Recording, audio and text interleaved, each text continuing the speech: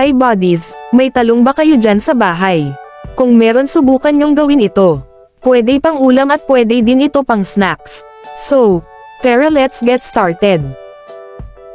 Dito meron tayong giniling na karne ng baboy, at nasa 250 grams ito. Season natin ito ng ground black pepper at asin, haluin natin ito hanggat sa mag-well combined na.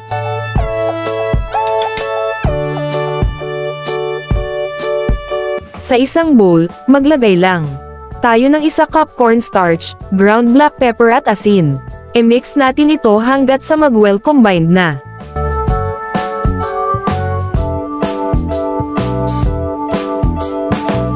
At this point, maglagay na tayo ng tubig, pero dapat dahan-dahan lang ito para mabilis natin matansya ang ating flour mixture.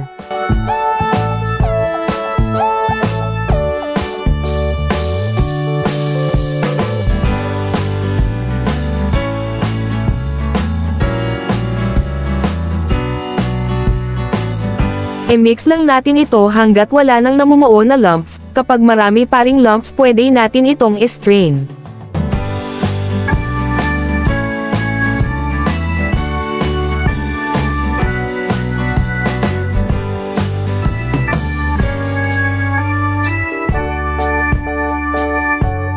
Meron tayong eggplant dito. I-slice lang natin ang nasa gitnang banda at wag itapon. Ang excess na talong, ibabad natin ito sa tubig dahil maluluto pa natin yan.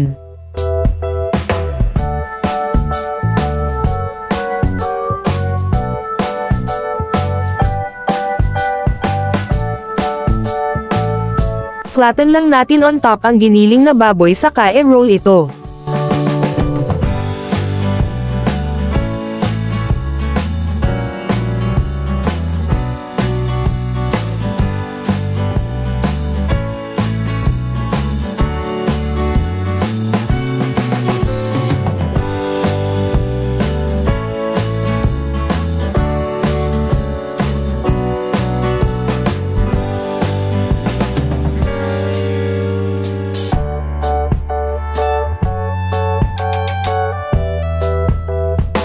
Magpainit lang tayo ng mantika sa ating kawali, at kapag mainit na ito, i-coat lang natin ang ating eggplant roll sa flour mixture. At pwede naman nagagamit kayo ng breadcrumbs na pang-coating dito.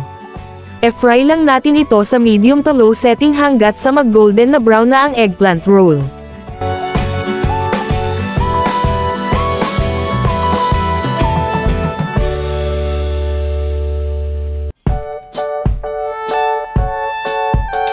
I-transfer lang natin sa strainer, para mag-drip ang excess oil.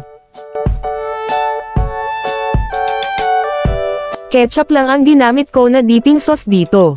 Pwede naman kayo gagamit ng any preferred sauce na gusto nyo.